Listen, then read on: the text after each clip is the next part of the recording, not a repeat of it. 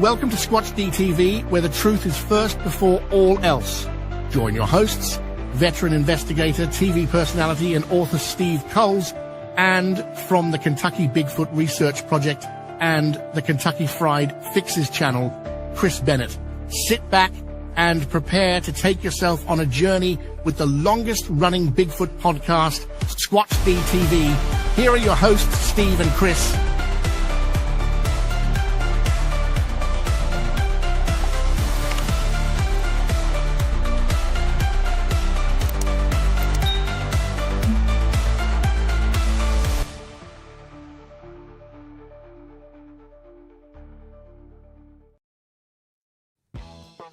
And good evening, everybody. Welcome to another edition of Squatch-D TV, featuring me, the Squatch Detective, Steve Kulls, and, of course, my co-host with the most, Mr. Chris Bennett, who's back. Yes, we are back and still alive. Barely.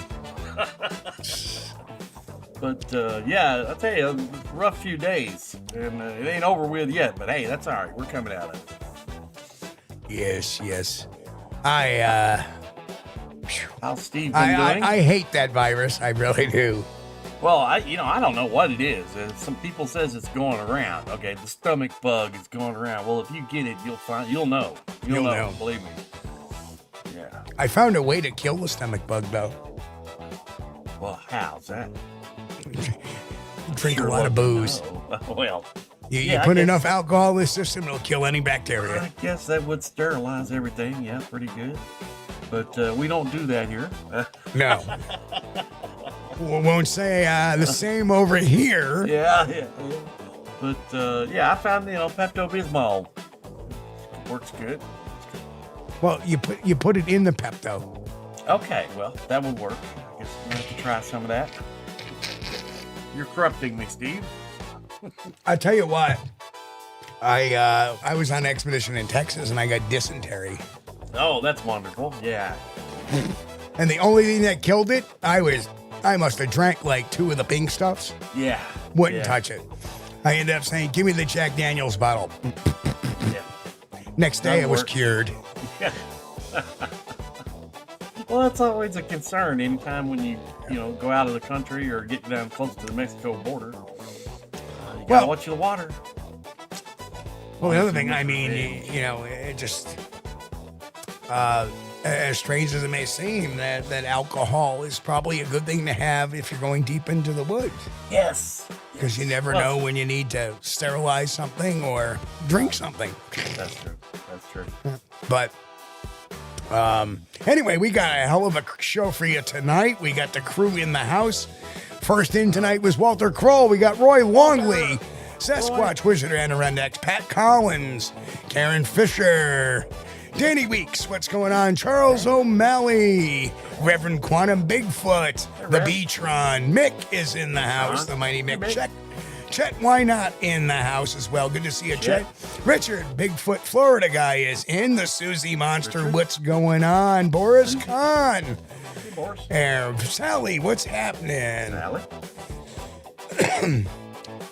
Arthur Watch in the house. Arthur. Shorty Hentz. Good to see you, Shorty. And, of course, we got Finding a Trackway. Bill, what's going on? Hey, Bill, I need to talk to you tomorrow. Got some stuff to go over with you. Good stuff. Okay. Anyway, welcome, everybody. Good to see everybody. Good to see everybody. And, boy, do we have a heck of a show for you tonight. And, man, we'll see where this all starts with, because I will put one note up that in 2 days the Siege of Ape Canyon comes out by Small Town Monsters. Oh, that's gonna be good. That's gonna be good. It's gonna be very interesting to see that. See what they came up with. And can't wait. I've been waiting for this. Yes. This is gonna be good. 2 days. 11/11. Oh, okay. That's weird. So that's it. Another really great note.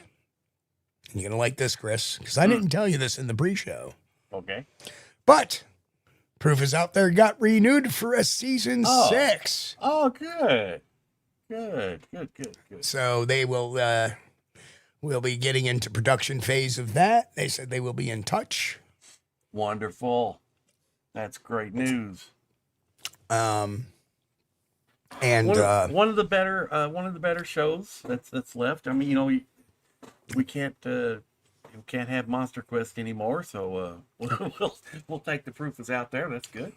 Well, here's the other interesting thing too: is they're actually going to write a companion book. A companion book. A book for based on the series The Proof is Out There. A&E is actually writing and publishing a book about that. Well, that's cool. And they want what it was they wanted to let me know, hey, some of your work is going to be in there, some of your analysis. Right. And by the way, we got renewed for season 6, and we'll be in touch shortly. Yes. Looking forward to working with you again. Good. So, and unfortunately, we won't have Dr. Meldrum this year. Oh, well. Yeah, that's the unfortunate thing. That's part of it. Yep. So Need that, but we're moving the ball down the field. That's it. It's we got to keep the focus on. Right. So before we start our encounter stuff, there is another topic we'd like to broach tonight, and it's always relevant too. Is that in case anybody caught it, this was brought to my attention, and it actually popped up on my YouTube feed this afternoon, so I got to watch the interview in its entirety. But Moneymaker was on Planet Tyrus. Okay. And it was about a 46-minute podcast. Mm-hmm. No, it was an hour. Okay. It was an hour. And in it, Matt, outlines a bunch of things and says a lot of things. He talks about he feels that Bigfoot's nomadic. Okay, we can kind of correlate with that. Avoid human contact and conflict.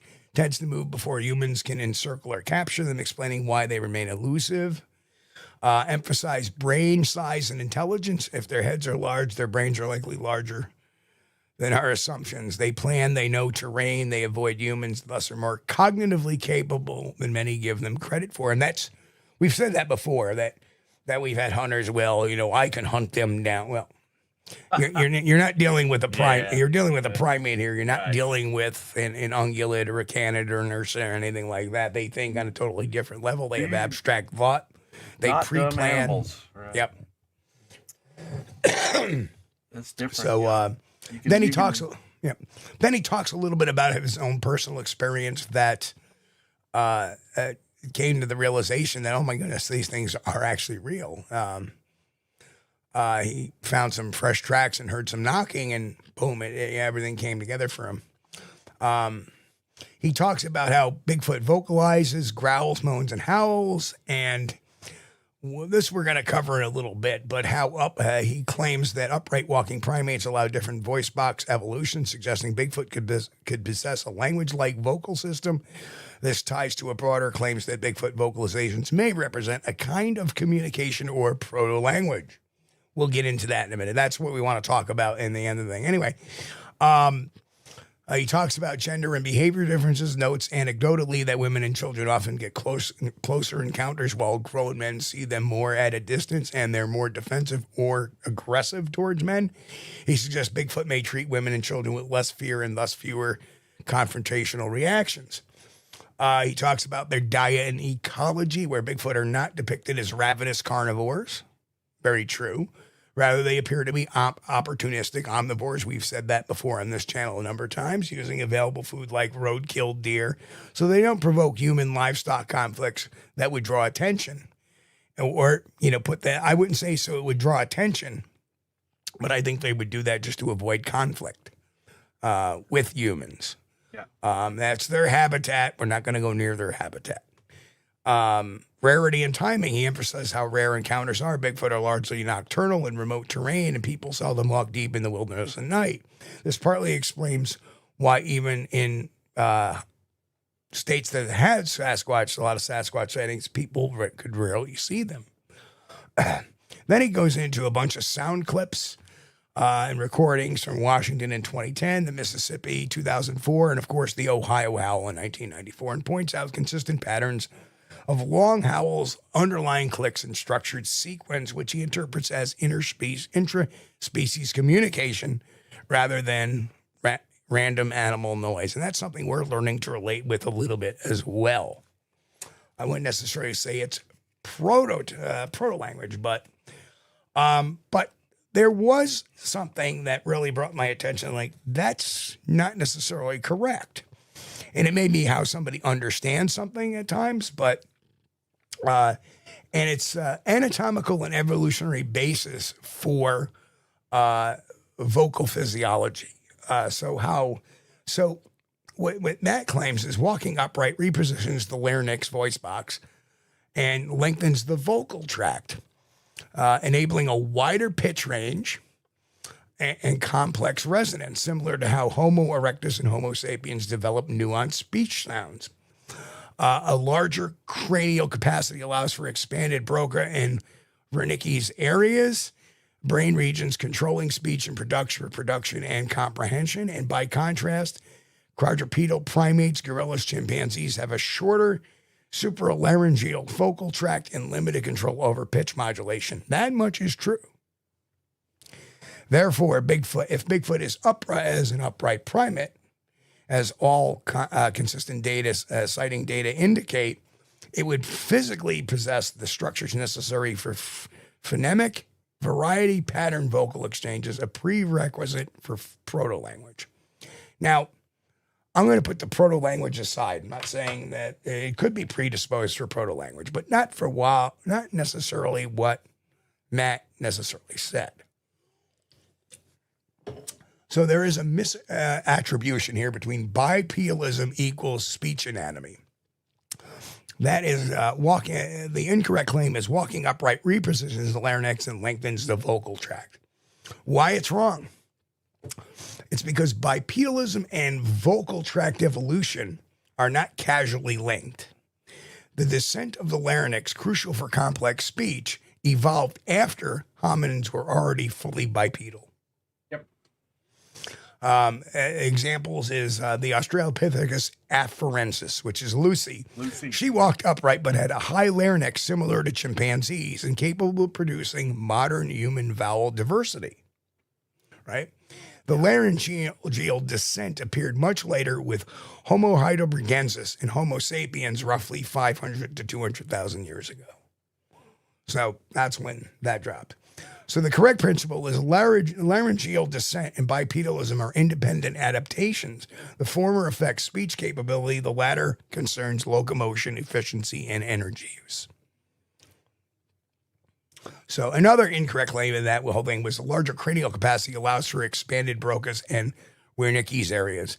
Why it's wrong, the larger brain volume does not automatically scale the specific cortical regions for language. Okay, speech depends on neural specialization, not total size. So Neanderthals had equal or larger cranial capacity, but likely had limited phonemic control despite a descended larynx. So they had the descended larynx, but they didn't have the mechanism in the head to do all that. Dolphins and elephants also have larger brains than Homo sapiens, but they have no syntax-based speech. Right. Correct principle. What matters is the neural architecture, especially lateralization and fiber connections like the acute fasciculus, and not the raw size. And then incomplete comparative anatomy, quadrupeds can have descended larynx. Incorrect claim that he made was quadrupedal primates have a shorter supralaryngeal vocal tract and limited control over pitch modulation. Why it's wrong?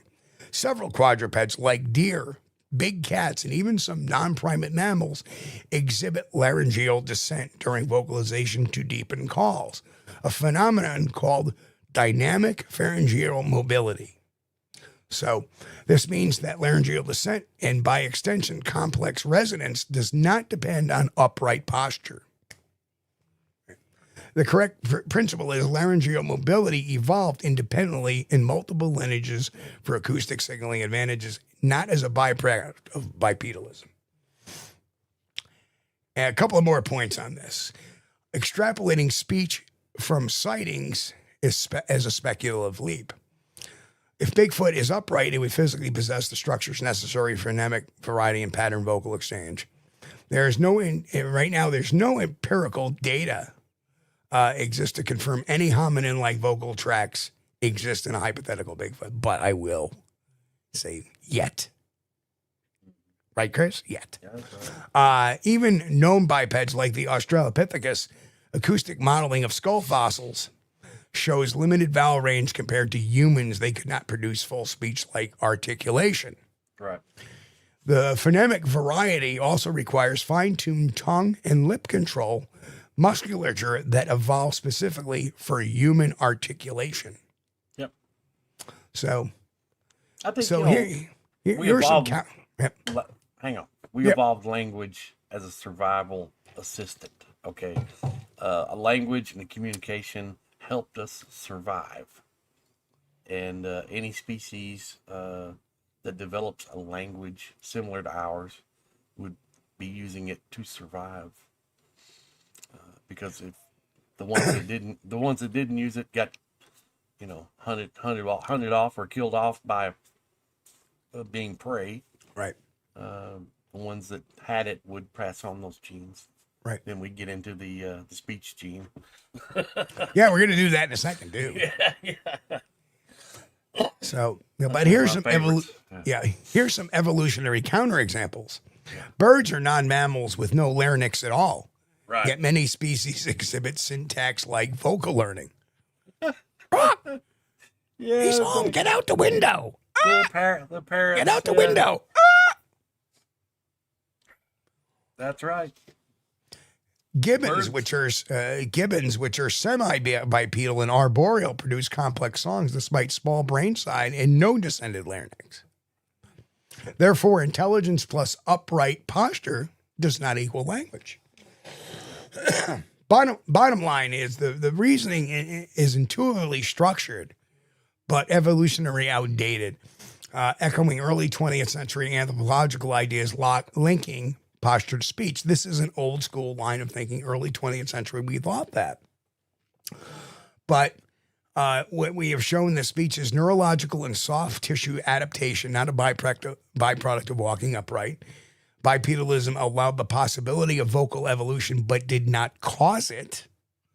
The argument, therefore, commits a false equivalence fallacy, equating locomotion mechanics with linguistic capacity. And then we talk about the FOXP2 gene, which is a regulatory gene that affects neural circuitry or circuits controlling the motor planning and articulation, especially the fine muscle control of the tongue, lips, and larynx. It does not create language by itself, but rather it enables motor learning and sequencing needed for speech and other complex sound productions, including in birds. Get out the window. We did a show on the fox. Yep. Gosh, there was a study they did with mice. They were putting the genetic material for the speech gene in the mice, and they were squeaking differently. Yeah, they all doing a little bit more. Yeah, they were controlling their squeaks a little more. That's pretty good. Yep. That was. So here's a key fact: humans, Neanderthals, and Denisovans Chris, all share. Tomato. Yeah, hill holler. All share an almost identical FOXP2 gene or sequence.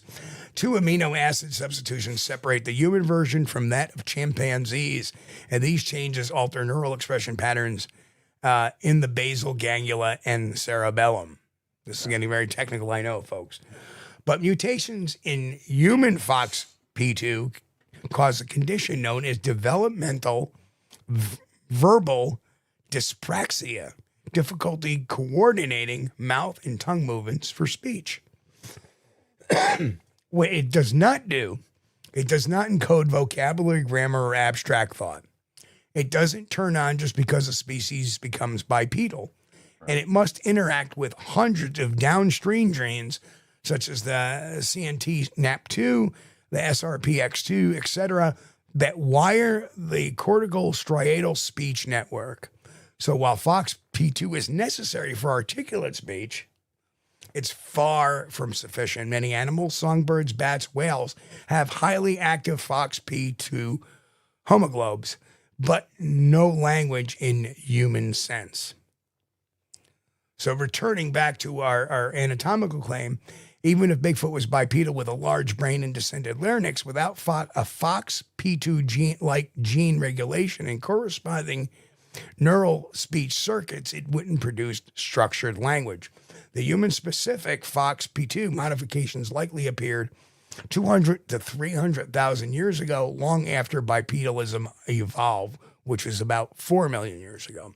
Therefore, vocal complexity is tied to genetic and neural specialization, not posture or skull size. So, there you have it. Enough about that.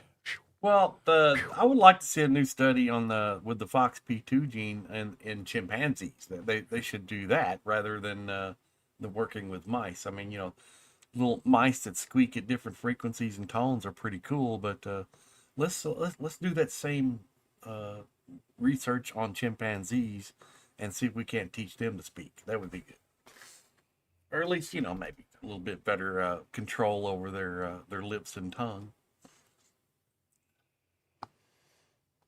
Yeah. So that is the technical breakdown of it. And I knew there was that there was things that were wrong with it.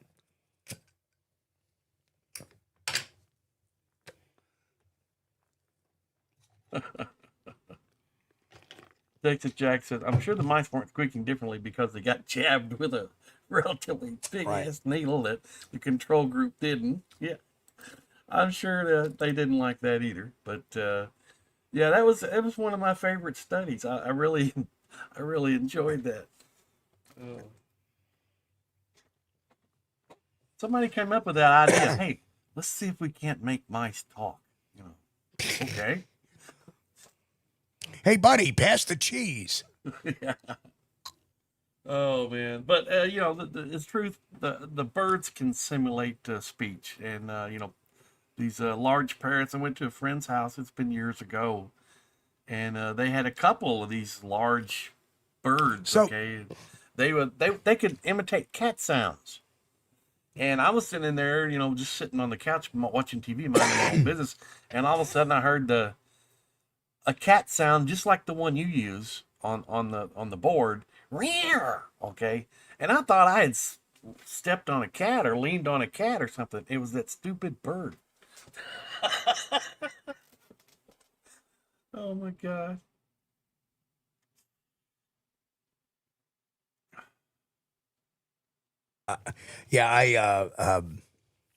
Yes, somebody was bitching about it, but yes, I do use some AI to help me explain some of these breakdowns a little bit, because I want to put out the correct information. I want to put out the technical information, but that was a lot of my writing too. So the technical stuff comes from that, but I'm the one who shapes the conversation about it. But yes, Chris. Some of the big words are like that. Yeah, yeah. I want to give people the big words. We're about straight science here, and I want to put out the proper information. You got to realize that Steve actually knows what those big words mean. Okay, and I know several of them. I don't claim to know all, but yeah. So if you have any questions about them, feel free. Guarantee you we'll get. If we don't have an answer right now, we'll get you one. That's right. Oh man. But why do you think I would even pose that as being incorrect? No, I didn't step on a duck. Yeah. Why would I? I'm gonna flip this back too. Why would I even pose that as a question if I knew it wasn't correct? That there are a lot of working mechanisms involved in speech. The lower larynx, the dropping of the larynx, right? The the FOXP2 gene. Right. That's just part of it. The FOXP2 is the speech gene, but it takes a lot of other genes to make that work. And that's why I asked to get those genes, because those I don't know off the top of my head. We have done a show on the FOXXP, the Fox P2 gene. Yeah. Yeah. I want to say XP. I don't know why. But probably because I'm looking at it. Or the faux XP2 gene. No, that's the Fox. Yeah. Yeah.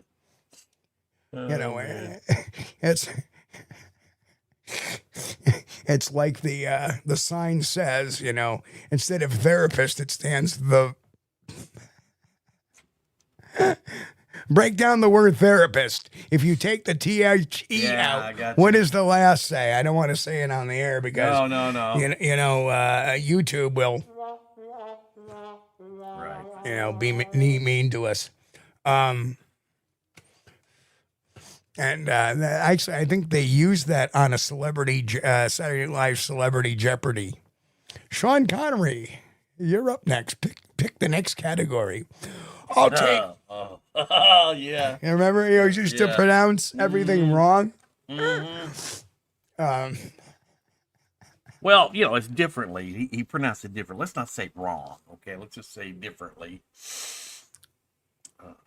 Scottish people tend to pronounce things differently, and if you know anybody from Scotland, just ask them to say purple burglar alarm, right, and see what they say.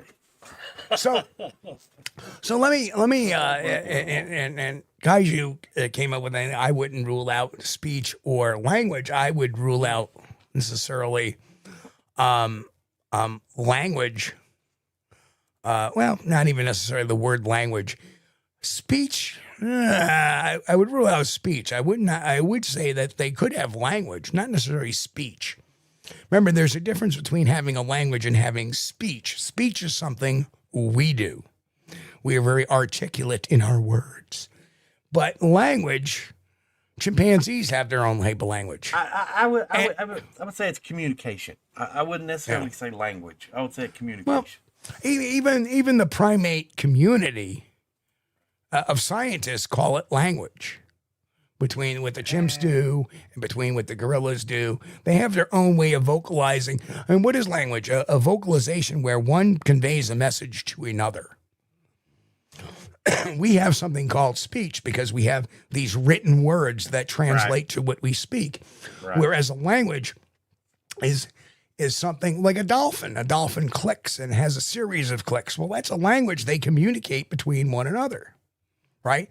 It may not be speech as we know it or define it. Right. Because there's no articulation the way they do it. They do it in a different manner. Chimpanzees will whoop, will whoop and pan hoot and do a number of different vocalizations to convey messages. Right.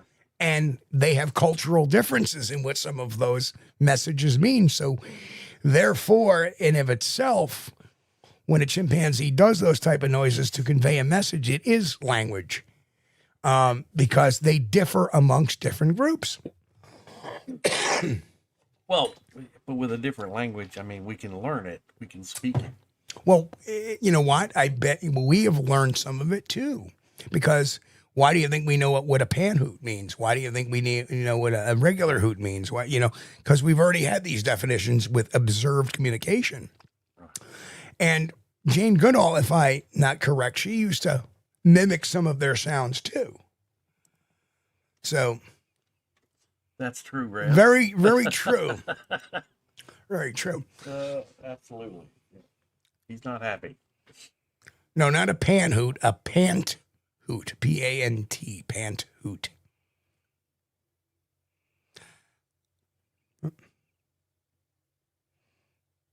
I don't want to even go there, Bigfoot fades. I think I could learn the language. I've had enough data. I don't know. I don't know. I don't know. 3 knots comes hither. Okay, come hither. All right. We see different. Does a dog have language? How many people report pantaloons? How many people report their dog having a different type of whine or a bark, meaning something else? I don't know. It's one of those, I guess, philosophical things. What's language? What's speech? What's, They absolutely, dogs have their own identity, their own vocal that you can identify between one and the other. Absolutely. But, are these, because they're whining for something, for a treat, does that mean that's language? I don't think so. It's communication. It's communication, but it's not language. Jen wandered in and said, mine does. The assistant can be quite verbal when he chooses. Yeah, mine too. Mine keeps quiet during showtime. Yeah. Right there, Goober. Oh. My dog says I can say I love you. Okay, that's nice. But are we not using a little what we call that, Steve? Oh my gosh, my brain just went dead. We're putting human activities or anthropomorphism. We're putting the dogs in the place of humans when they're actually not. No.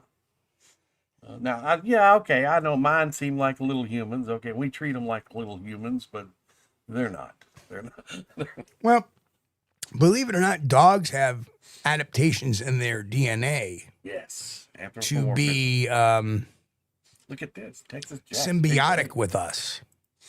Yes, that's a word we use a lot on this show. Yes. Is anthropomorphism. Yes, I'm working through a cloud of misery here for the last 3 days. So anthropomorphism. Put that out there. That was very anthropomorphic of you. And yes, there is such a thing called a sound pareidolia. Yeah. And surely, yes, your dog. A lot of dogs are a lot nicer than a lot of humans. 90% of the time, unless you're a mailman, dogs are nice. Oh. I'm looking for something just in honor of Pat being here.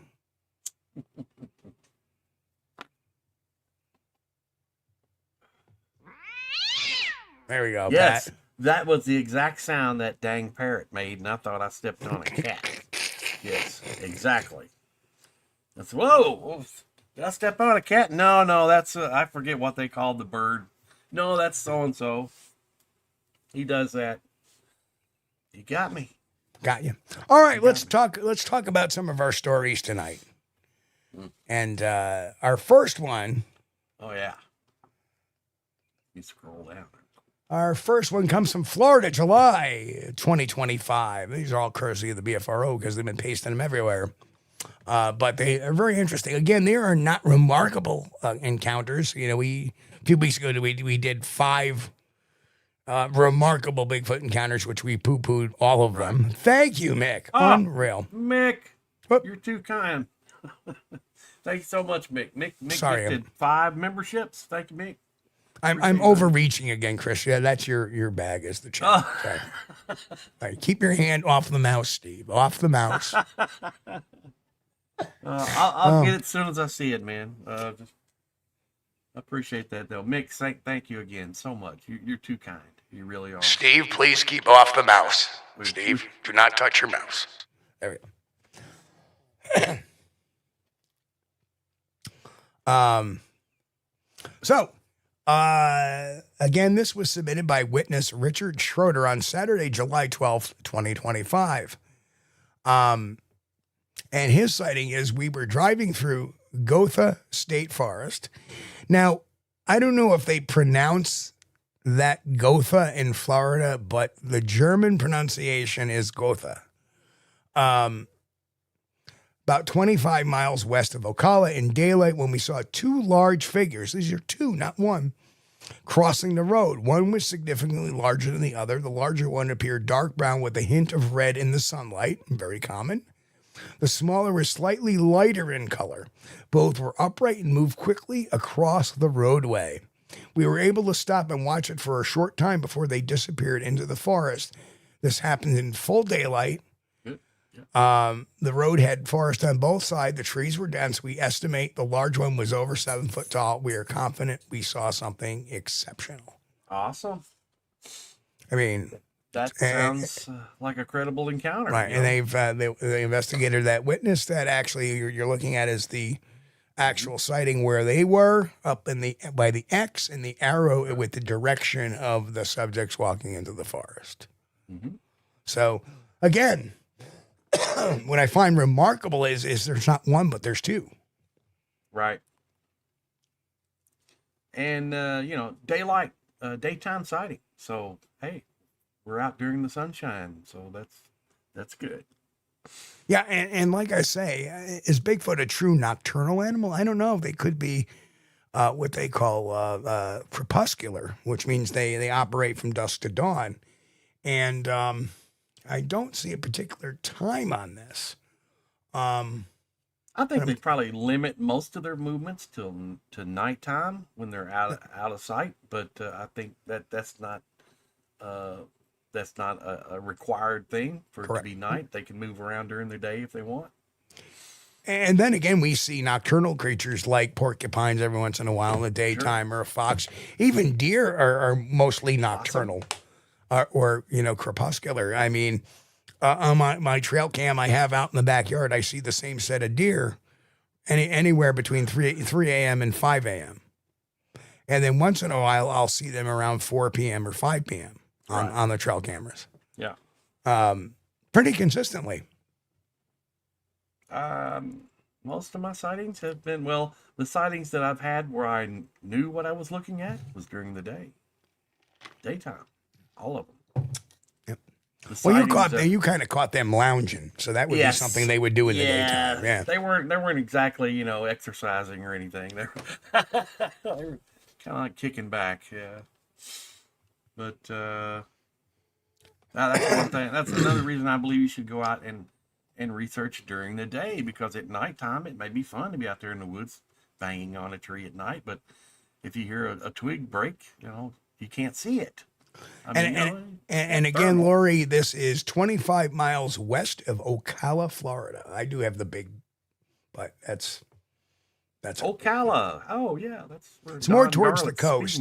And if you look at the coast, the whole the west coast of Florida, above Tampa, you'll see this big swath of jungly type forest reaching around to the Panhandle.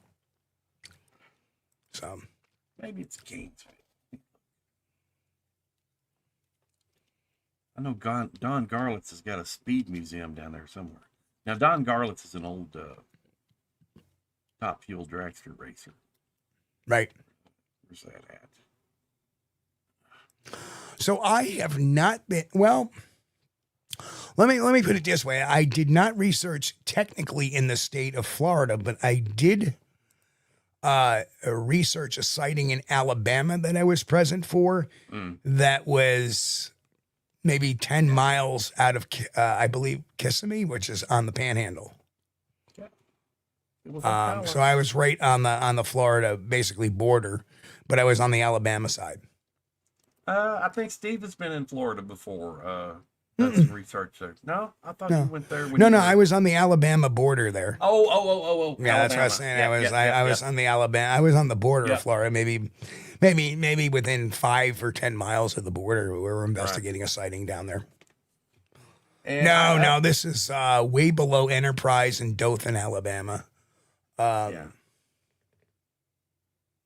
Yeah, okay, it's not Kissimmee. I do not know Florida at all, other than where Miami and Fort Lauderdale and Orlando and Jacksonville are, and Tampa.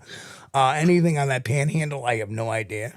Well, I remember Ocala rung a bell because is it Panama City? Maybe that's ringing a bell too. It could be Panama City. Is that a top left? I think if you're looking at the map. Okay, yeah, it's if that's top left, then it's Panama City, not Kissimmee. I don't know why. Close to Alabama. I mean, that was quite a while. I mean, it was going on 17, 18 years ago. I was down there. Yeah. So Pensacola, thank you. That's it, Grant. Pensacola. Pensacola. That's what it was, Pensacola. Because every once in a while we would hear a jet rumble over. It was from the base down there. Yep. And So- Mike says, I've seen both daytime and nighttime. I do more of my research in the daytime because I don't have night vision. That's me, Mike. I can't see in the dark. I do have night vision, but those binoculars, I'm not going to walk around in the woods with those. No, corn cob asked, did I see a whamma bamba? No, I saw a widget though. I didn't actually hear somebody say widget while I was in Alabama. I was like, did he just say widget? Widget. I've never heard that. Widget. And Florida's like one of those states where everything in the forest, it's similar to Australia. Everything in the forest wants to kill you. Poisonous snakes and poisonous bugs, and they have panthers down there too, and boa constrictors or pythons, not boa. I've catamounts. Never done any research in Florida because it's a long ways away long from drive. Kentucky. But I used to be in Florida like 3 times a week. Gators. From Kentucky. And I think I ran up on a gator. It was something at night that splashed in the water and made a bunch of noise and scared me to death. But that was just right off the I-10, I-75 junction. Now, I saw, when I was down in Florida many, many years, this goes back, I want to say 1994, I was down in Florida. And I was at the Kennedy Space Center. Yeah. And we were all walking around the Space Center in one of the areas right by the old control building. And the bus driver says, we're pulling up over here. Everybody avoid the ditch over to our right. And I look down, and you're looking at the ditch to the right, and there is a 10-foot alligator just hanging out in the ditch. Yes. Oh, that's nice. Yeah. He goes, don't worry about it. We can get off the bus near him. He's not going to bother us. He's down in the ditch. He's not going to come after us. And we all got off the bus and we walked away.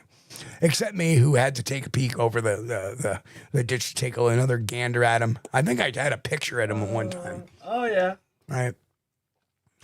Yeah, I know gators aren't necessarily going to chase you, but if you get too close and you don't pay attention, they will take their opportunity.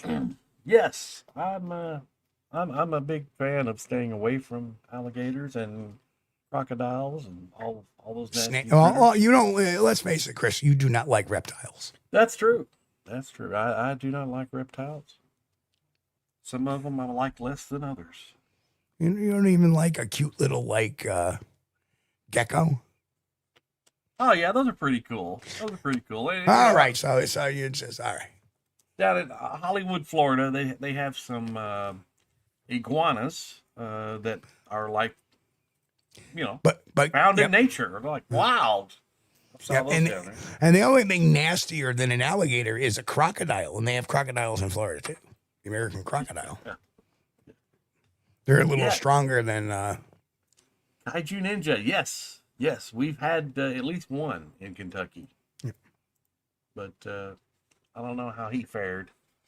They usually can't handle the winters around here, but sometimes people bring them up from Florida as a joke and then release them in the wild. And Richard also mentioned, because Richard is from Florida, mentioned multiple species of black widows. Actually, I saw my one and only black widow spider in Fouke, Arkansas, of all places. Well, we get those. Because I have been to Fouke, Arkansas. All right. Oh, you want to move on to our next sighting? Keep on. Mick's got his mother-in-law in there.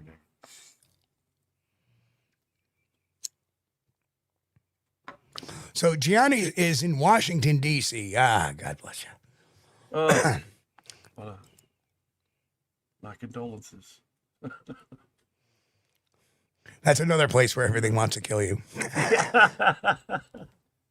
I've been wanting to go to D.C., take the family there for years. But, I'm thinking about that now. I mean, that would be a good, thinking about going there. It's neat. I have been to D.C., seen the White House. I have not. I've been wanting to. Did not saw the Capitol. I saw the Iwo Jima Memorial. Cool. I went to Arlington National Cemetery, saw the Tomb of the Unknown Soldier, visited JFK's grave at the time. Saw the Watergate building. Oh. Which is awesome. Because I took this bus tour and they drove us past the Watergate building. And then another day, I spent the day in the Smithsonian Aerospace Museum. Oh, that's cool. Yeah. Which was really cool. I got to see the Spirit of St. Louis, which is the Lindbergh plane that made the first flight. And I got to see the actual moon capsule. Or the some of the Apollo capsules, the Mercury capsule I got to see, which is really cool. I don't think I saw the moon. I know I saw the moon. And under glass, it's about this big, they have a moon rock. Oh, yeah. Yeah. And that was way cool to look at. Oh, yeah. Yeah. I love stuff like that. Yeah, yeah. And the only other museum I wanted to go but didn't get a chance was the Museum of Natural History. Right. And in the Museum of Natural History, they have a lot of different great artifacts from American history. They have one of George Washington's coats or uniforms in there. And, you know, and it goes from that to the chair Archie Bunker sat in, Carol O'Connor sat in while he did art. Yeah, they have all kinds of, just like all this cultural.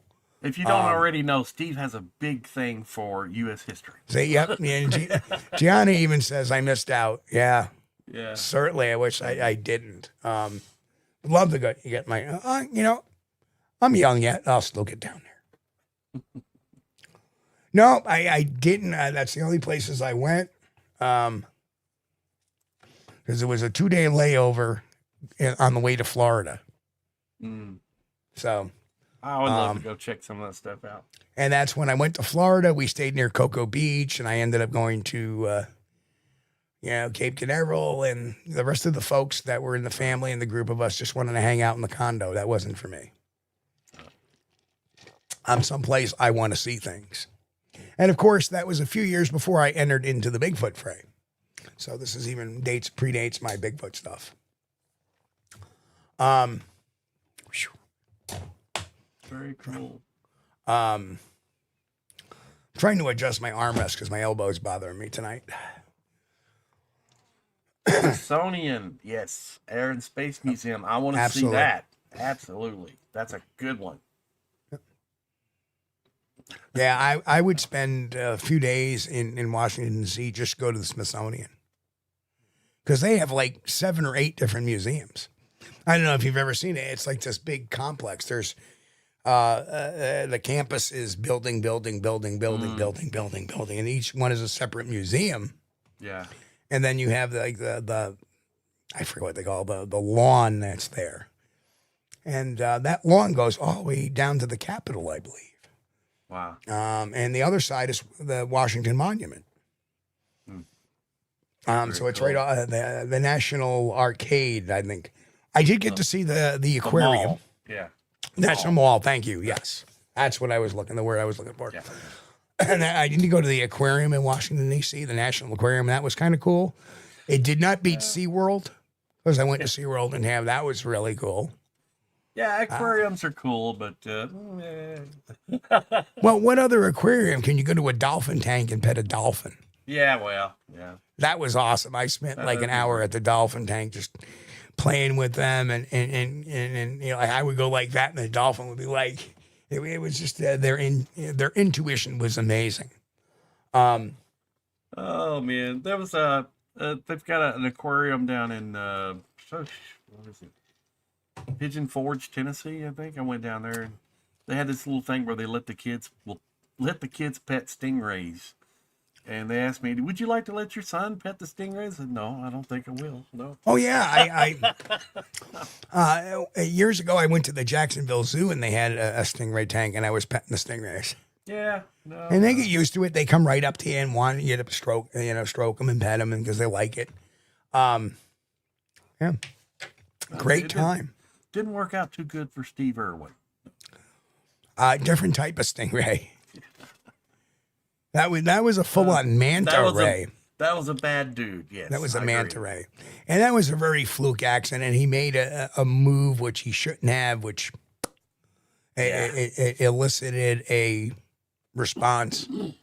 Well, an incredible stroke of bad luck. But, I know I have these incredible strokes of bad luck, too. So, I'll stay away from them. And the other cool thing about SeaWorld is they have the penguin house. And, like, literally, you walk into this room on both sides, and there's penguins everywhere. And they had it dark because that was a time of year typically where it's dark for penguins. Yeah. And, they have a temperature down to Antarctic temperatures and stuff like that. And it was really cool just sitting there watching those guys. Yeah. Animals fascinate the hell out of me. The Bronx Zoo. Love the Bronx Zoo. Been there a couple of times in my lifetime. I will be going back again at some point because they have a wonderful, wonderful gorilla exhibit with all these gorillas, that's my favorite place. That and the bat house. They have a house with bats. Yeah. And you go in there and it's all dark and they have the bats. But and then they have the reptile house where you can get close to all these poisonous snakes. They're behind glass, so you're safe. But it's nice, but it's really cool to me watching these animals that you otherwise don't ever get a chance to see in the wild. Yeah. It's amazing. I love it. Sorry, call me crazy. Well, that's why I've never been really a hunter. I've been more of a animal voyeur. Yeah. So, I like seeing the animals that you can't see locally. Those are pretty cool. And if you like to study primates, where else you're going to see a full-grown male gorilla? You're not going to see one in the woods or locally. So I will tell you a famous story. It's legend. Jason? It's a legend in some circles. Okay. That Steve here, in my lifetime, I have kissed a giraffe. Wouldn't have told that, Steve. No. You gotta listen to this. Okay, go ahead. Right in the nose, I kissed him. And there was a growing bet. I was out with all my paramedic buddies. We went to the Altamont Fair, which is in Albany County, New York, in rural Albany County. All right. And they had this giraffe there.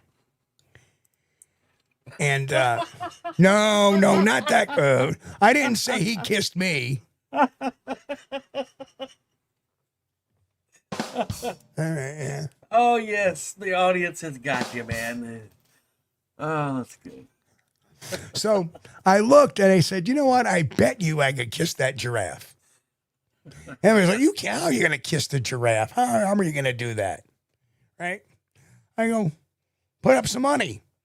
So they put up $100. Oh, yeah, I'll match it. I'll match that $100, right? Oh, yeah. Okay. I go over, I pull a quarter out of my pocket. I go over, I put it in this little thing, put my hand underneath, turn the knob a couple of times. I get some pellet food. And I hold it like this to my chest. The giraffe comes down to eat the thing, and I kiss him right between the eyes. And everybody just stood there like, oh, okay. Fold them all. $100. Well, you got it. You got it. You got it. Yeah. It's like everybody, I'm sitting there watching all that. I bet you can kiss that giraffe. No, you can't kiss that. Watch. And they all looked at me like, oh, no. They go.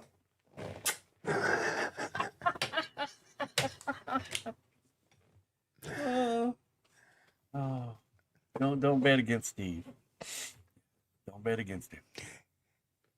Yeah. But that's why I held that food close to me. I was like, I smile. I'm like, okay, here you come now. No. Oh, That's my infamous kissing a giraffe story. Many, many years ago. I mean, I was maybe 22 or 23 at the time when that happened. Anyway, let's get on to our next story. Oh, yeah. We're off. We're sidetracked here. But in a good way. So our second story, and this is the scene, another roadside crossing.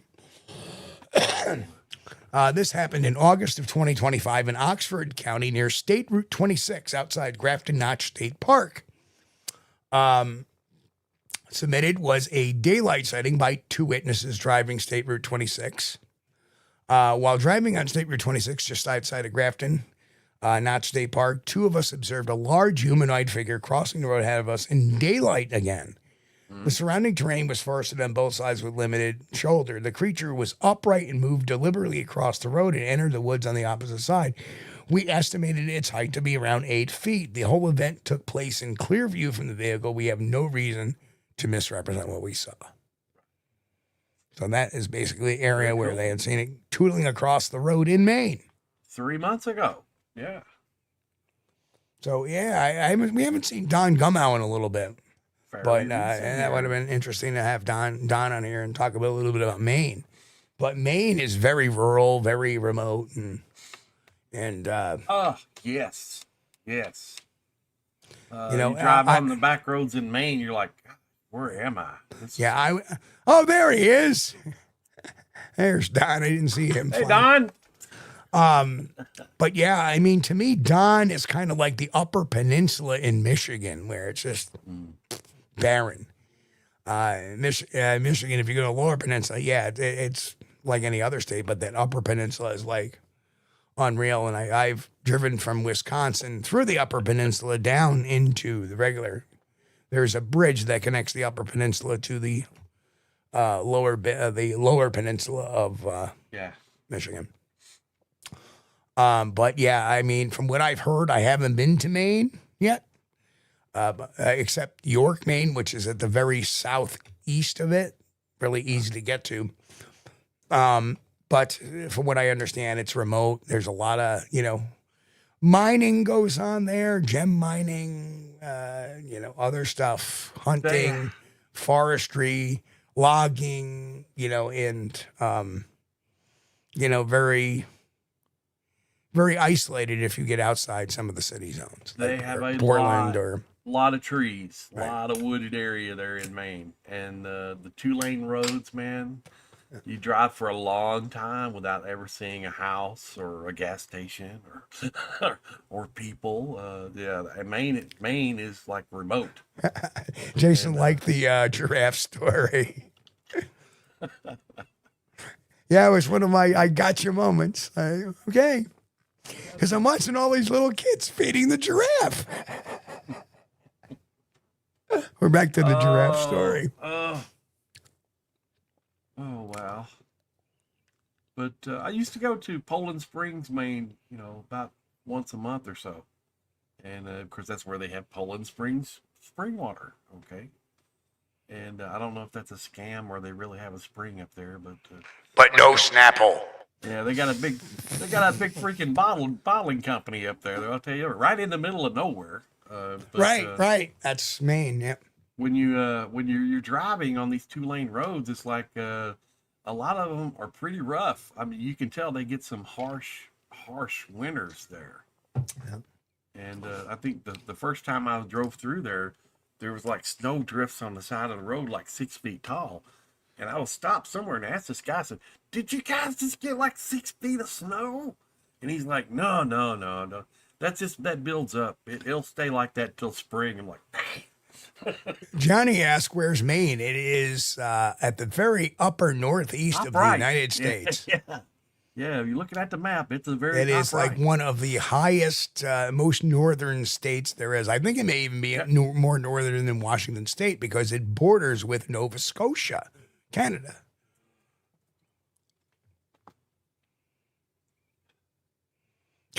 I have a Polaroid duct taped to the dashboard.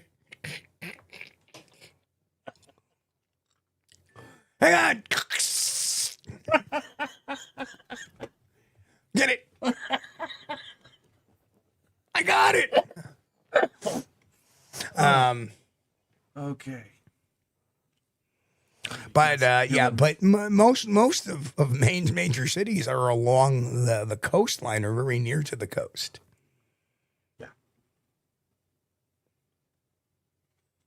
Yeah. There we go. Boris, Minnesota's the most north. Yeah, I'm not sure. I've been to Minnesota, and I've driven through the Upper Peninsula, so I've been the most north in the United States then. And I've driven through Montana and Oregon and all of those wonderful states. Wisconsin. I did a couple of investigations in Wisconsin. The investigations in Illinois and Minnesota and Oklahoma and Texas and Alabama, Carolina. Of course, you know, Massachusetts, Vermont, New York, Connecticut. Yeah, Matt. Go during the summertime, Matt. Don't go in the winter. Man, they get some snow up there, buddy. I mean, but you know, I saw lots of things. You know, you always hear about Maine lobster, and I saw lots of places, restaurants that, you know, oh, lobster, blah blah blah. You know, it was very reasonable, but I couldn't stop. I was driving a stupid truck, so I couldn't get in there. Let me, you know, somebody asked a question out there. I'm not sure who, has something about where I would like to that I haven't been. And I have been to Arizona and New Mexico. I would love to research in Utah. Ah, there it is. Yeah. In Utah. Just that whole area, I love it. And it's weird for not just Bigfoot reasons. There's the Navajo and Ute legend of the skinwalkers. So that's very interesting. And of course, you know, there's a lot of UAP activity out those ways because you have such a clear view of the sky. I mean, I remember being up in the Lucachucay Mountains. That's in Arizona technically, but it's right on the New Mexico border. And as I'm up there, I could see Utah, Colorado, Arizona, New Mexico. You could actually see all 4 states. Yeah. And the skyline there, if I just had a telescope that night or just do a sky watch from up there that night, was phenomenal. Phenomenal. But I didn't. I was busy. Four Corners area stuff. is beautiful. Yeah, it's beautiful up there. And the geology. Like there's something called hogback. And it's a piece where the Earth's crust has buckled. So it popped up like that. So it's a jagged, looks like a mountain, but it's very jagged. And you can see striations of the Earth's crust in bands. Yeah. So you're actually looking at a band that's a couple of million years old. Yeah, that's cool. That you don't get to see. Yeah. That's called the horizontality. Yes. You see the different horizontal layers of rock, and if they're unless they're completely flat and level, if they're up at an angle, then that's evidence of mountain building. Extreme pressure from the Earth's crust pushed it up. Yeah. I love geology stuff. Yeah. Yeah. And I'll never forget, I was out there with, remember we had him on the show a long time ago, Chief Dan. Yeah.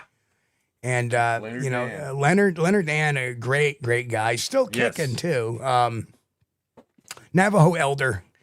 And he had kind of taken us around out there. And one day he reaches out to me. This is another great story too. Reaches out to me and he hands me this rock. All right. And I look at it, and that's really some nice purple crystals in it. Like, this really looks pretty. He goes, well, you know what that is? No, it's uranium. Yeah, I'm going to leave that right here. Again, I'm going to get on the plane with that. Yeah. Hello, Mr. Kulls, please report to bag check C, please. Mr. Kulls, report to bag check C. Yes. Yeah, it was uranium. And the funny thing is that, you know, Leonard at a very young age, of course, at the time he was in his 70s. Mm-hmm. Now he's, you know, almost 90. And he was telling us a great story of how he, as a child, was taken from his family and put into an Americanization school. Oh, yes. Yes, they did that. Yes. Yep. They cut his hair. Yeah. They told him they couldn't speak their native language, Navajo, or the Dene language, because that's what the Navajo call themselves, the Dene,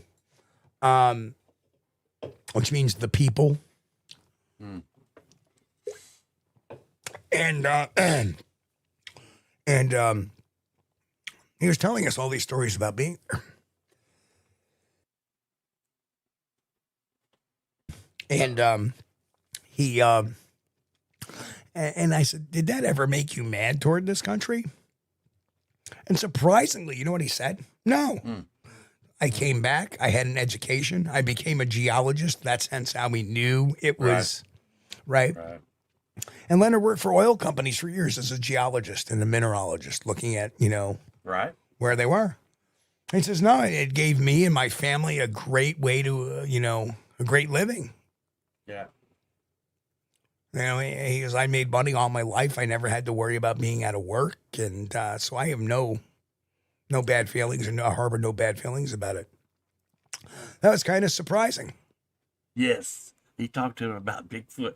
Oh, yeah. A lot. And let me explain that to the Dene, we had tribal police actually say, hey, good luck with the Bigfoot. Just be careful of the skinwalkers. That was from the tribal police. Right. Guys carrying guns and badges and whatnot, and with cars with computers in them and everything. I mean, they were like, no. So, and we had talked to a Navajo ranger that patrolled the Look At You guys, and he said, yeah, he goes, and I'll never forget how they don't say tracks. They call them foot tracks. Foot tracks. And he says that the previous spring, there had been some snow cover, a little bit, late spring or early spring. And he had a couple of guys that were camping up on the ridge, and he was like, can you get our stuff? We're getting out of here. Well, why? We don't want to say, we just want to get out of here. And when he went up there to get their stuff, the camp was like all tossed. Right. But there was as he said, and here are all these huge foot tracks in the snow. Yeah. Around the camp. Well, that's the thing. When I lived in New Mexico, Bigfoot was was nowhere in my mind. I wasn't really interested about it at all, other than from when I was a child. I'm still interested. Right. But, I met these two guys coming out of La Luz Canyon, and they were walking, and they said that their Bigfoot had torn up their camp or chased them out of their camp. I don't know. They had been being harassed by Bigfoot. And I was like, okay, you guys need a ride out? Yeah. So I give them a ride out of the canyon. I didn't think nothing about it. Okay, well, they were probably up there smoking peyote or whatever these guys are doing. And, I didn't think nothing about it. And then lo and behold, decades later, one of Nikki's friends lives in Cloudcroft, New Mexico, which was just up the mountain. She's had a Bigfoot sighting there. And so also we have our friend Jesus Payan. I'm sorry, Jesus. I can never remember that last name. Jesus Payan, who was in Breaking Bad. He had some sightings up La Luz Canyon and in those areas. So now, I get to thinking, well, maybe those guys weren't just, on a peyote trip. They were probably, something happened to them. Yeah. And, I've never seen anything up La Luz Canyon other than the freaking bear. Yep. But I just wish I could go back now. Because, the area, it's right up the Lincoln National Forest, I think is what that's called up in there. And it's just an entire mountain range, runs north and south on the map, and you can see it. So anything that was traveling could go from, north to south of the state without being seen, staying up in the mountains. Great area. I just got a question for you. I have no idea. Did Jesus take that video of the one walking into the bushes? I'm not certain. I haven't checked on his stuff recently, but it's very, very highly likely. Yeah. He does he lives up in Tularosa. Well, aroundabouts. I'm not going to say, but yeah, he does a lot of research in that area. Yep. And up in there's La Luz Canyon, and there's some other canyons up in there. Of course, it's a whole mountain range, so there's plenty of research areas. But yeah, he does a lot of work up in there. And he's been on the show before, but it's been a while. Maybe we need to see if we can't get him to come on the show and share anything. Share some more. Uh-huh. So let's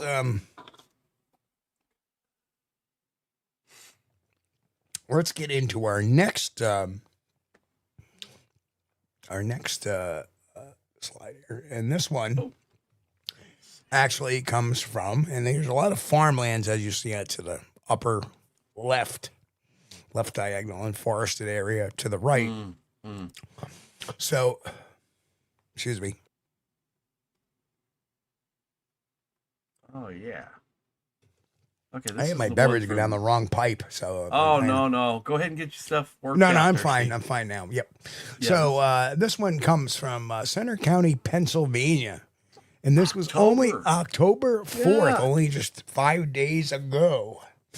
On October 4th, about 5:30 p.m. A month. So dusk time. Yeah. While traveling westbound on Interstate 80, I saw a large, upright, dark-furred bipedal figure cross the highway ahead of me. The area is open farmland that slopes up to a heavily forest ridge line. The figure paused briefly at the roadside and then continued into the forest, estimating it at about 8 foot tall. Very broad shoulders and arms that hung about mid-thigh. Visibility was clear and unobstructed, and I have no reason or inclination to risk misreport what I witnessed. So, another roadside crossing on the interstate, no less. And I've been on that interstate, probably in that very same area, because I've traveled Pennsylvania extensively. And I've been on 80, I've been on 76, I've been on 74, I've been on, all of those. And of course, the even roads run north-south. Yeah. So this was, I see it, a nice little wooded area there. Yep. Oh, and I've definitely traveled there, and it's probably within 15 miles of Penn State. I'm looking at it on the notes, and you've got it up on the screen. It's definitely a nice little wooded area there. Yep, and you look to the north, and there's nothing but some farmland and then forest and more ridgelines. Right. So they've got to bust through the farmland to get to the other forest on the other side. So that's highly likely, I believe. And that's what I like about these reports. They're fairly recent, right? And they're not fantastical. They're not. I just saw a couple of these things go across the road. They're not like, oh well, Bigfoot kidnapped me and forced me to, do things for him. Man. Kaiju Ninja said, does it surprise you we haven't had any Bigfoot car accidents, at least ones that weren't supposedly covered up? Well, that's the thing. We have, and there was one in Louisiana back in the 90s where a woman had hit something. The police kind of didn't really believe her, thought she had hit a deer. Mm-hmm. But she had claimed to hit a Bigfoot, did substantial damage to a car. A deer can do substantial damage to a car, too. But there was blood, and, they couldn't find any evidence of a downed creature. So there is one that the woman claims it was a Bigfoot, not a deer. Right. And the cops kind of brushed her off. Oh, you saw a deer. Don't worry about it. You see no Bigfoot. Right. So, yep, that was quite a while ago. No, it was not a dog, man, Grant. Maybe some people that have come along much later in life are trying to twist it into a dog man story. I'm afraid not. It was reported as a Bigfoot. Right. Because guess what? When I got involved in Bigfoot research, there was only one dog man, allegedly. And that was the Beast of Barry Road. Right. Now it seems like dog man's everywhere. maybe in the land between the lakes, but other than a few spots like Michigan, Wisconsin, and land between the lakes, which, Dogman wasn't anything prevalent. Well, there is, but where there is an opportunity to make a buck, people will jump on lie to make money. and just because somebody says it so doesn't make it so. Right. Exactly. Oh man. But there has been a report in Horse Cave, which was Hart County, Kentucky, and I don't know. It's been written up. It's in somebody's book, and I can't remember his name. Tom somebody. Anyway, there's an area called Bigfoot Hill. Well, now that's a little incorrect. It's called Northtown Hill, and there's reports of a Bigfoot being hit by a car there back in the 60s or early 70s. Okay, this is one of those local legends, right? And supposedly this thing got hit by a car, and then they buried it on the side of the road with a backhoe. Okay, but I've not been able to find anything out about that, whether it's true or not. And but there's certainly maybe something got hit, but they certainly didn't bury it with a backhoe. Where it went, nobody knows. But yeah. So, Chris, I've starred a few of them if you want to Yes, start I've seen bringing that. those up. Texas Jack says, I had a co-worker from Louisiana tell me a burglar story that I think was a Bigfoot story. Ransacked travel trailer deep in the woods, valuables left behind, but 15-inch barefoot mud prints on linoleum. A burglar? Yeah. See, that's that. I can relate to that, right? Absolutely. That's what brought me to meet Chris. Yes. Yeah, something... So, I don't have the pictures prompted up, obviously, but Chris had a trailer that something ripped the door open of, and there was no stairs to it. So to rip it off, Right. it would have had to have reached up and pulled it off, and the angle of attack on it, you wouldn't have been able to do it humanly possible. And there was no tool marks or anything like that on it. And nothing was taken. So the state trooper said, I can't believe this is weird. I said, yeah, tell me about it. This is weird. Something broke the glass in, and then rather than, reaching through the broken glass and then turning the handle, opening the door was pulled off the hinge. Well, it was still on the hinges, but the latch mechanism and the door facing was pulled out. So, weird. Right. I mean, if Really it was weird. an 8-foot creature, it probably just popped it and probably just took it and went. But that was, not, that was in conjunction with some other activity that had been going on at the time. But really weird. Yeah. Charles O'Malley says there was a report of a woman that hit on in Wells, New York. She claimed it was carrying a deer. Remember hearing that story? I will look that story up. I'm going to have to look that story up. Bigfoot carrying a deer. Yeah, that would do it. Wow. Wells, New York. I'm going to check that out. Reverend Quantum Bigfoot says Dogman definitely is used to make a quid or two in Yorkshire here. Yeah. So, in case people don't understand the term quid, that's the British equivalent to buck. Make a buck or two. And that was one of my most unique experiences is when I went to the UK. When I went to the UK, you had to pick up with the lingo real quick. A lot of times you don't say thanks, you say cheers. Yeah. So cheers means thanks. Quid is the equivalent to bucks because I heard them saying, oh yeah, it cost me about 50 quid. I go, what's a quid? Oh, you call them bucks. We call them quid. Oh, okay. And I understood. There is a vast language difference. Yeah. And it takes a little bit to get clicked in on sometimes. Yes. Don't say aluminum when you're overseas. Don't say truck. It's a lorry. Well, right. Lorry. I had to ask that too. Yeah, What's a yeah. lorry? Because I thought it might Lorry. have been some. Oh, you people in America call them trucks. Yes. I remember that. Yeah, it's just got it. Yeah, great place though. Great place. Love it. Loved the UK.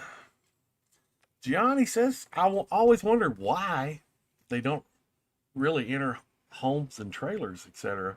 When we know that they easily can. Sure, it's happened before, but you don't hear it too much. And that's true. Well, a lot of the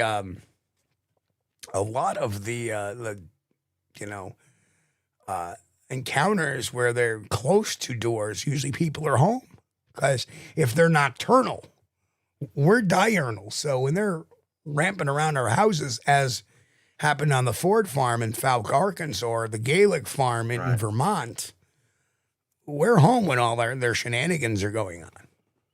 Right. So that's the main reason why they don't ever make it into. Now, some of these abandoned things, and I got to say, years ago, I had seen a video, and I wasn't too impressed, and neither was anybody else, but this guy was insistent.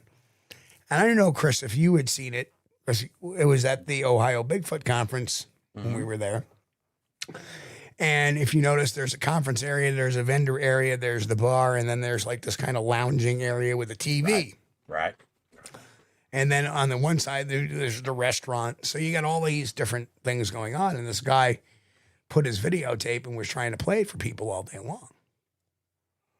And it did not show a Bigfoot. All it did was show a shadow throwing things out of a house with a big floodlight on it, too. So I was like, well, why don't we have the picture of it going in the house? Yeah.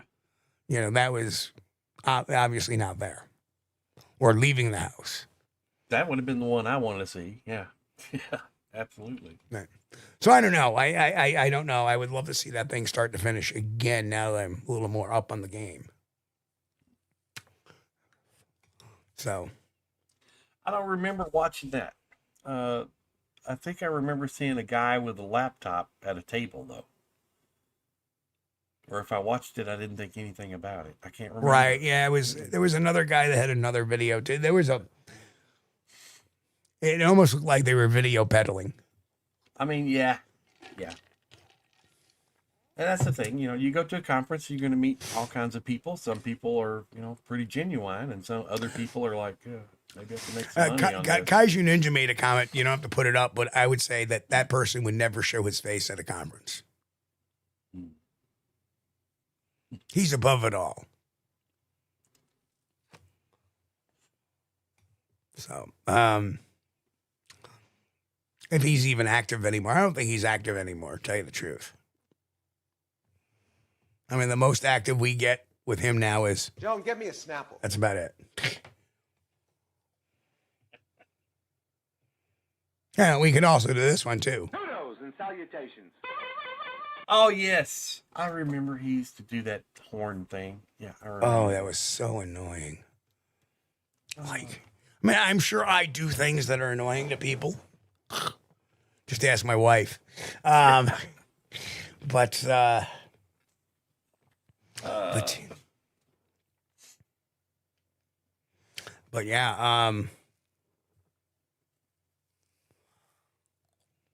The Grasshopper, you never been to a conference, really? Man, you should go. Yep. It's good. I mean, you get to meet a lot of people, and well, I like to meet the people that I've spoken with online, that I've never met in public before. You know how many people I've met at conferences? But, Hundreds. It's pretty cool. Yeah. Some people will come up to you and start talking, and they want to tell you about their experience they've had. And, of course, some of them is like, okay, well, yeah, sure. But other ones are like, that's him. I'm saying, it never fails. I'll be sitting there and somebody will be telling me about their Bigfoot story, which may have been like a minute long, but they got to have like a 20-minute preamble to it. Yeah. Oh man. But some of the stuff that you hear is interesting, and some of it's not. Sometimes the speakers are really interesting, have some really cool stuff. Taters over at Park City this year, he had some really cool stuff that he's doing, and he shared that with everybody. That was interesting. And we have some really cool stuff going on too. Yeah. We can't talk about ours, so. Other than it's taken up most of my life. It's all good though. It's coming. It's all good. Yeah, I have been in my travels. I have been to 46 of the 50 states. Either done investigations in or driven through. Yeah. Oh, Jay. Thank you, Jay. We're not worthy, man. We appreciate it. Thank you so much for those memberships, Jay. Appreciate it. Thank What you. a great guy. You guys are too nice. You're too much. Thank you so much. Wow. But, yeah, what a very interesting couple of weeks it's been. Last week, I should say. This all started last Sunday, all this craziness. But today, I put a little break on it. Took a break from most of the day from it. But it's going to be almost an everyday thing until we get I think towards the solution of things, and as we are preparing to finalize everything, the workload's going to get a little bit less and less. Right. Well, you mentioned earlier one of the places you'd like to do some research is in Utah. Yep. And I've driven through Utah. I've never been on vacation, in Utah, but I've driven through Utah several times. And I never noticed any significant wilderness areas. But that may have just been, tied to, because I was going through on the interstates. I don't know. But are there good wilderness areas to investigate in Utah? Yeah, I would go near. There is a peak that you can go near the Skinwalker Ranch. Up in the northern. Yeah, part? and then in the southern, which borders Arizona and New Mexico. Borders New Mexico. Yeah. There is, a lot of scrub brush, and we had an experience in northern New Mexico too, where somebody had seen something off in the distance actually occlude a street light off in the distance, and there was a lot of scrub brush and some trees and around. Right. And he said, Steve, I think you better get your night vision.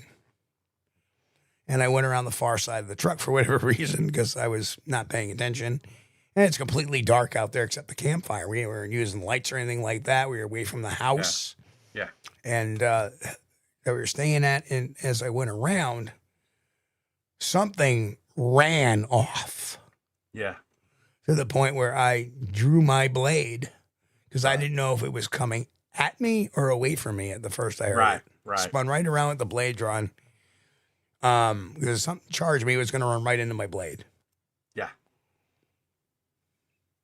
But the next day, we found a bunch of dirt disturbances, which may or may not have. We found a trackway, but it was really hard to determine what, because it was sandy.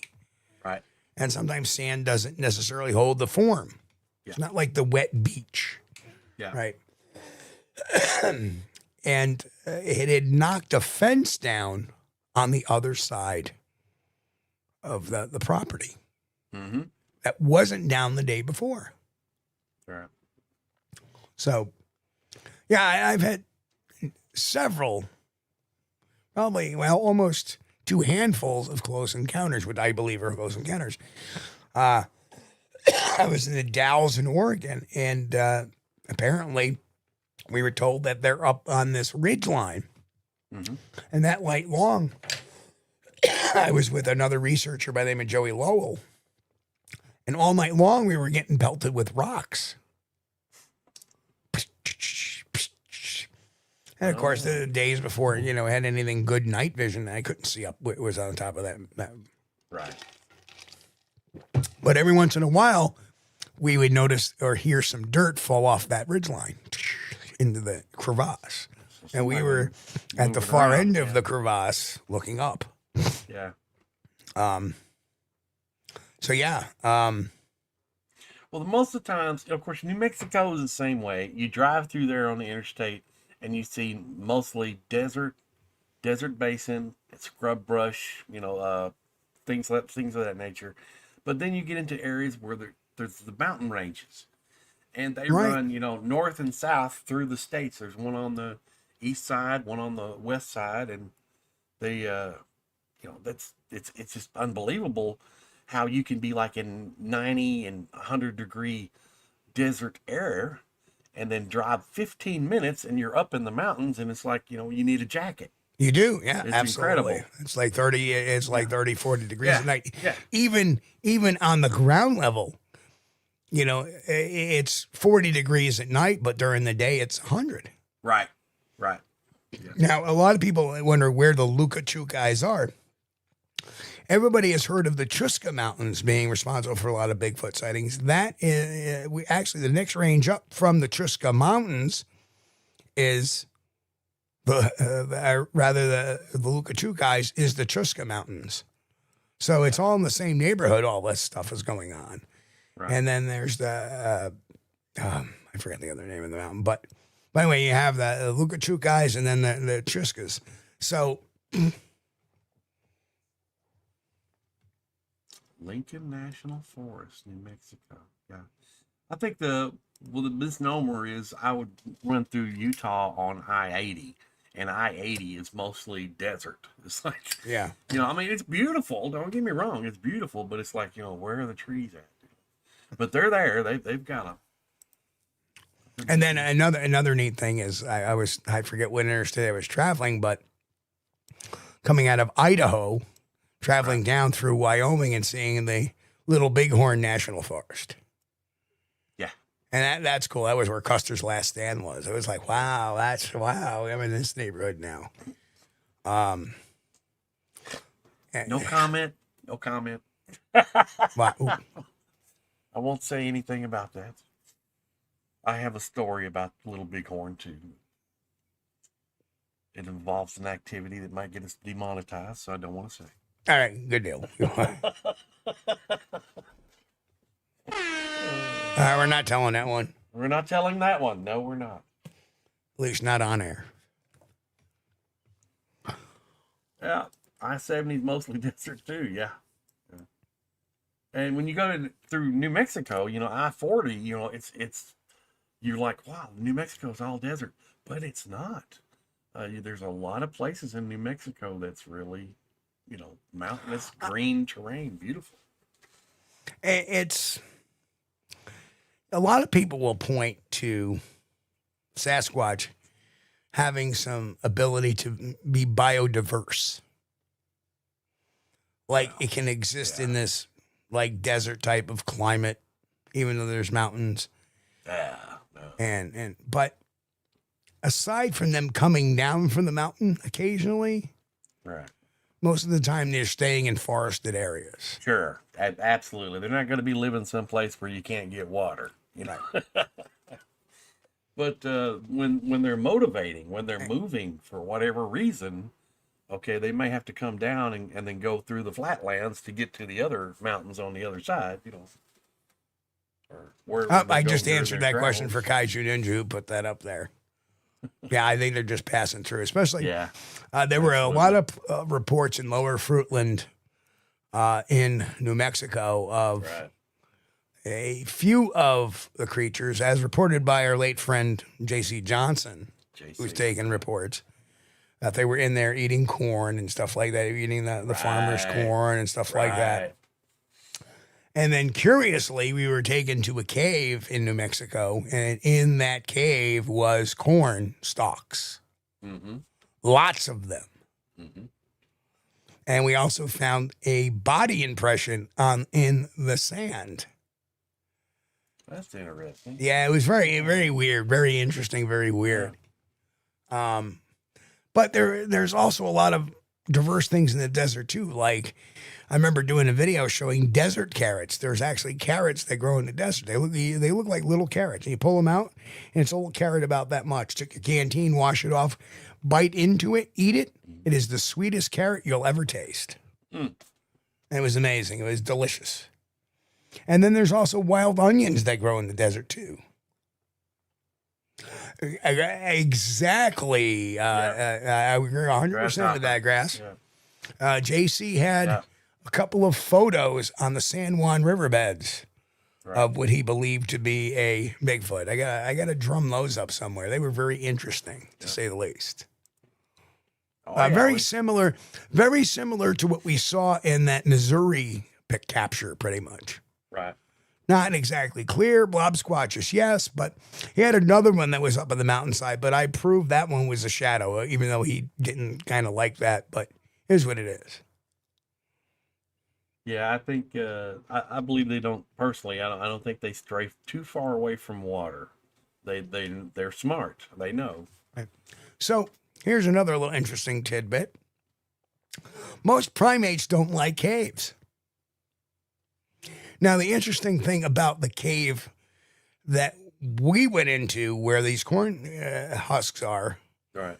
and I've always said that they will not go into a cave unless there's another egress. And in that particular cave, there was another egress. Okay. Yeah. So if somebody came in one way, they could go out the other way. Right.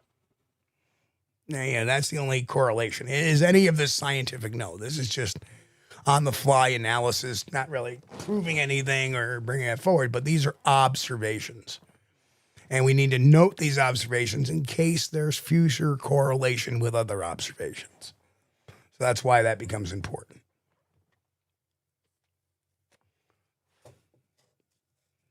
Very interesting stuff. Yeah, I think they're living up in the mountains, and then they realize they're not stupid. They know where there's food. They know. They know. One of the Pacific Northwest tribes, the literal translation is man of the mountain. Yeah. So yeah, I believe they live up high and come down.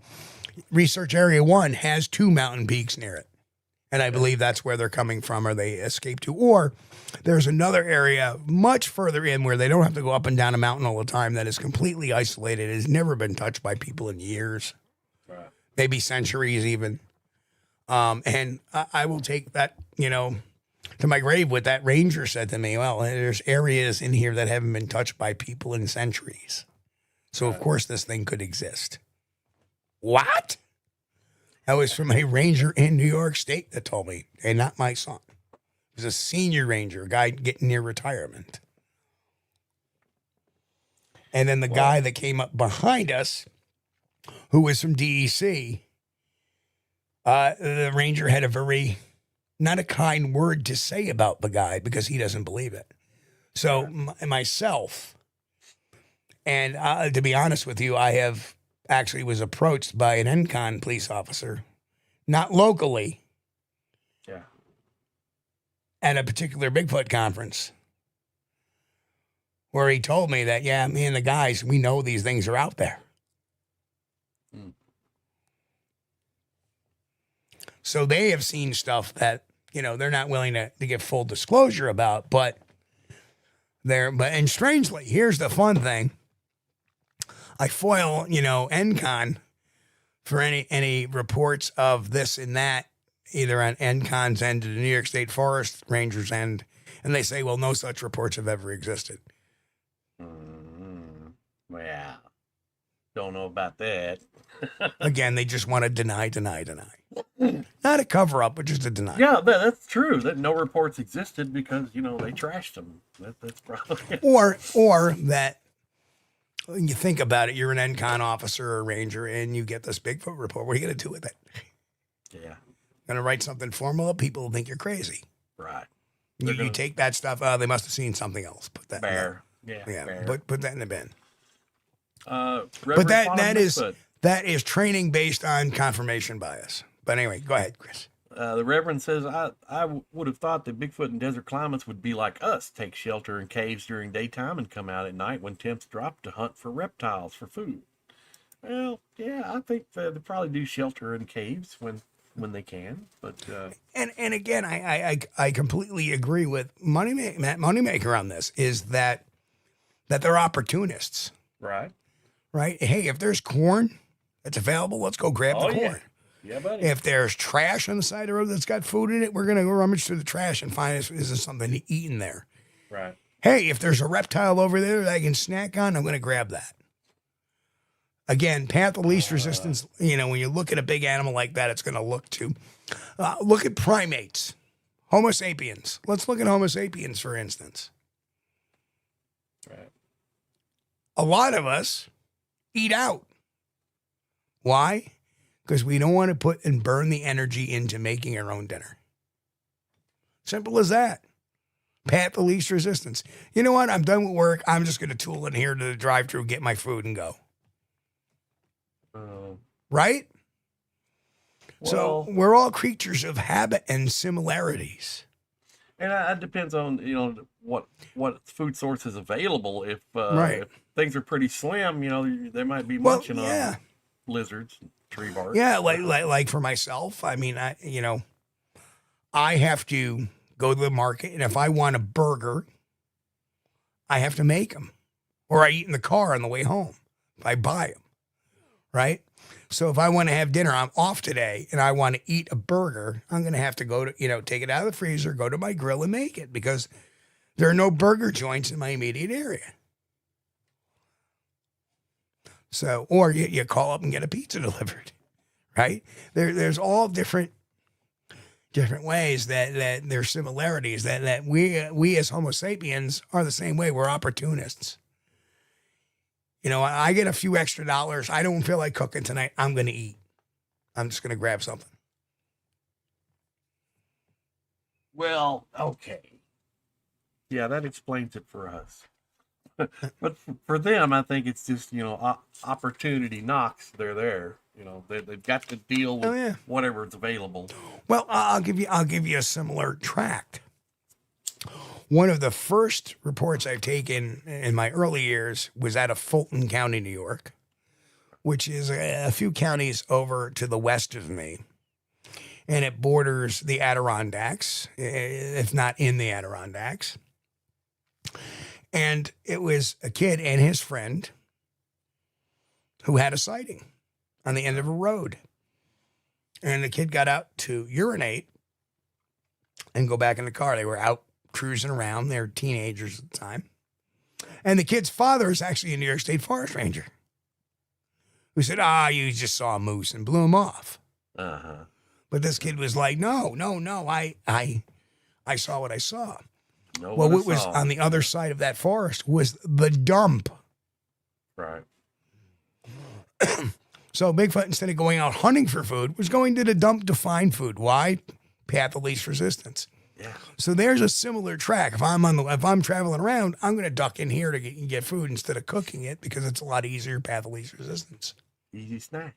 Right. I see you have another one up there. Highlighted. Chris, go right ahead. Yeah, Sally says folks on the res report Bigfoot taking livestock and all kinds of crops nearly year round. They have access to water along the San Juan.